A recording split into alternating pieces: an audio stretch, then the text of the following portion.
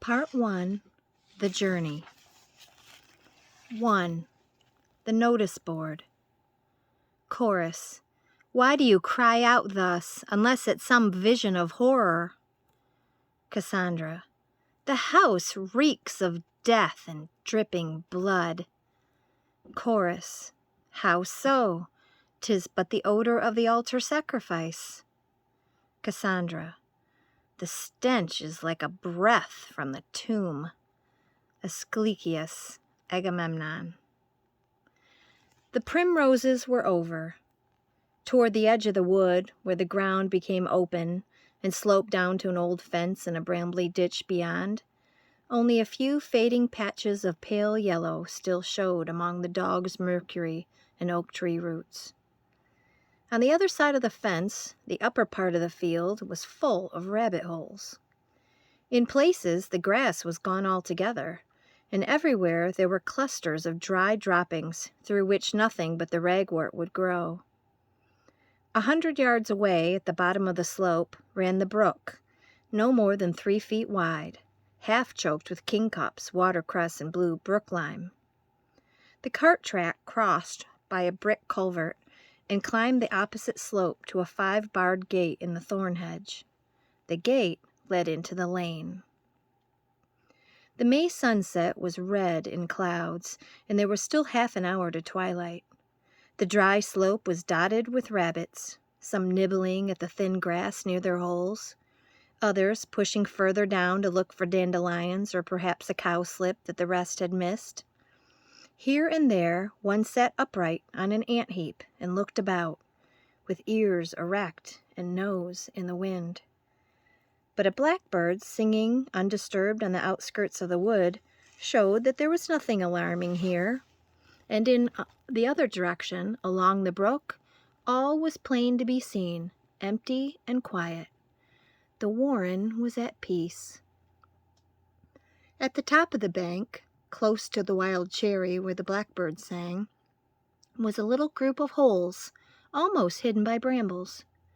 In the green half-light at the mouth of one of these holes, 2 rabbits were sitting together side by side.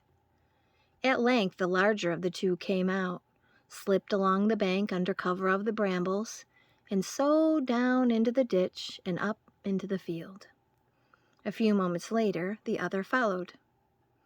The first rabbit stopped in a sunny patch and scratched his ear with rapid movements of his hind leg. Although he was a yearling, and still below full weight, he had not the harassed look of most outskirters, that is, the rank and file of ordinary rabbits in their first year, who, either lacking aristocratic parentage or unusual size and strength, get sat on by their elders, and live as best they can, often in the open, on the edge of their warren. He looked as though he knew how to take care of himself. There was a shrewd, buoyant air about him as he sat up, looked round, and rubbed both front paws over his nose. As soon as he was satisfied that all was well, he laid back his ears and set to work on the grass. His companion seemed less at ease. He was small, with wide staring eyes and a way of raising and turning his head which suggested not so much caution as a kind of ceaseless nervous tension. His nose moved continually, and when a bumblebee flew humming to a thistle bloom behind him, he jumped and spun round with a start that sent 2 nearby rabbits scurrying for holes before the nearest, a buck with black-tip ears, recognized him and returned to feeding. "Ah, it's only Fiver," said the black-tipped rabbit, "jumping at bluebottles again. Come on, Buckthorn, what were you telling me?" "Fiver," said the other rabbit. "Why's he called that?" "5 in the litter, you know. He was the last, and the smallest. You'd wonder nothing had got by him by now. I always say a man couldn't see him, and a fox wouldn't want him.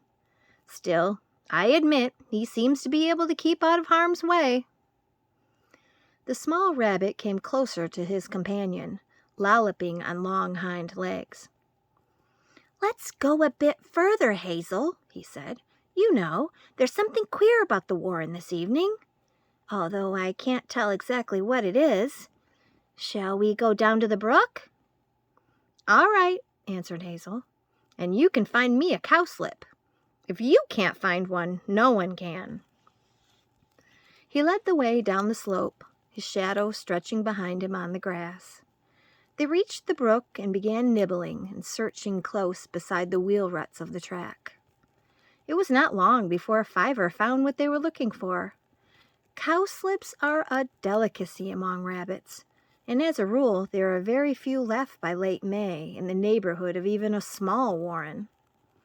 This one had not bloomed, and its flat spread of leaves was almost hidden under the long grass.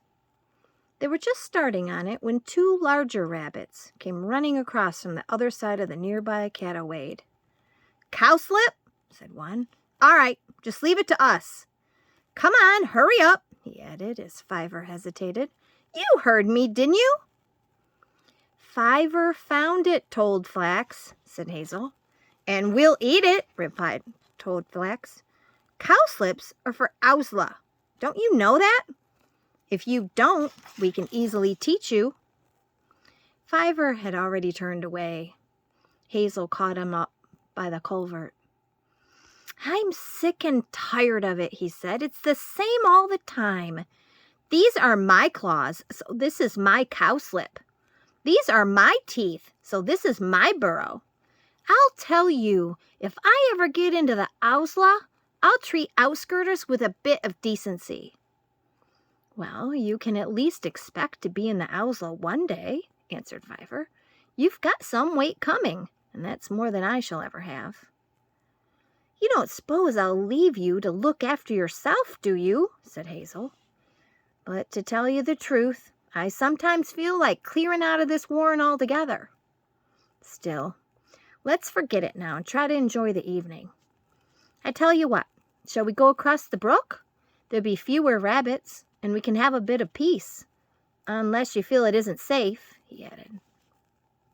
The way in which he asked suggested that he did in fact think that Fiver was likely to know better than himself, and it was clear from Fiver's reply that this was accepted between them.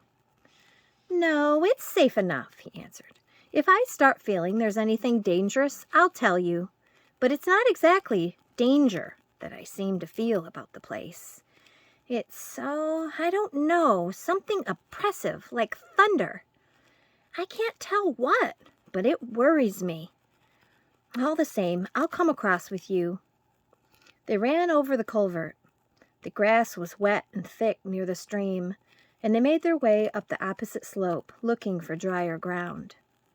Part of the slope was in shadow, for the sun was sinking ahead of them, and Hazel, who wanted a warm, sunny spot, went on until they were quite near the lane. As they approached the gate, he stopped, staring. "Fiver, what's that? Look!" A little way in front of them, the ground had been freshly disturbed. Two piles of earth lay on the grass. Heavy posts, reeking of creosote and paint, towered up as high as the holly trees in the hedge, and the board they carried threw a long shadow across the top of the field. Near one of the posts, a hammer and a few nails had been left behind. The two rabbits went up to the board at a hopping run and crouched in a patch of nettles on the far side, wrinkling their noses at the smell of a dead cigarette end somewhere in the grass. Suddenly Fiver shivered and cowered down. "Oh, Hazel, this is where it comes from. I know now. Something very bad. Something terrible thing coming closer and closer." He began to whimper with fear. "What sort of thing? What do you mean? I thought you said there was no danger."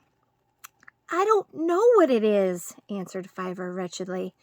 "There isn't any danger here at this moment, but it's coming. It's coming. Oh, Hazel, look, the field. It's covered with blood." "Don't be silly. It's only the light of the sunset. Fiver, come on. Don't talk like this. You're frightening me." Fiver sat trembling and crying among the nettles as Hazel tried to reassure him, and to find out what it could be that had suddenly driven him beside himself.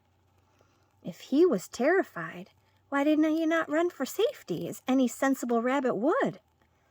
But Fiver could not explain, and only grew more and more distressed. At last Hazel said, "Fiver, you can't sit crying here. Anyway, it's getting dark. We'd better go back to the burrow." "Back to the burrow?" whimpered Fiver. "It'll come there. Don't think it won't. I tell you, the field's full of blood." "Now stop it," said Hazel firmly. "Just let me look after you for a bit. Whatever the trouble is, it's time we got back." He ran down the field and over the brook to the cattle wade. Here there was a delay, for Fiver, surrounded on all sides by the quiet summer evening, became helpless and almost paralyzed with fear. When at last Hazel had got him back to the ditch, he refused at first to go underground, and Hazel had almost to push him down the hole. The sun set behind the opposite slope. The wind turned colder with a scatter of rain, and in less than an hour it was dark. All color had faded from the sky, and although the big board by the gate creaked slightly in the night wind, as though to insist that it had not disappeared in the darkness, but was still firmly where it had been put, there was no passer-by to read the sharp, hard letters that cut straight as black knives across its white surface. And they said, "This ideally situated estate, comprising 6 acres of excellent building land, is to be developed with high-class modern residences by Such and Martin, Limited, of Newbury, Berks."